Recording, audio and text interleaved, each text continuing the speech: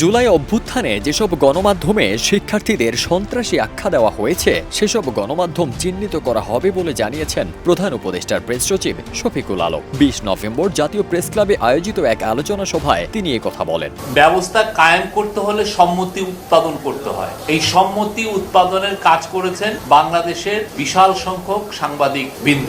ওয়ালটনের পণ্য কিনে জিতে নিতে পারেন নগদ ২০ লক্ষ টাকা। Double million offer, Walton fridge কিনে পেতে পারেন ২০ লক্ষ টাকা। রয়েছে কোটি কোটি টাকার নিশ্চিত উপহার।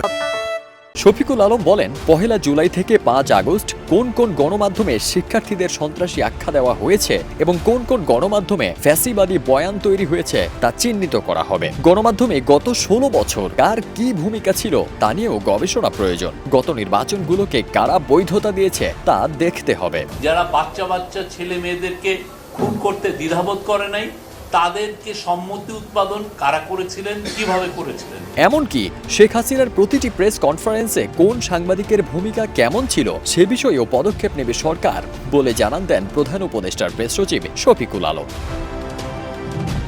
ফারদিন সানি, দেশ রূপান্তর।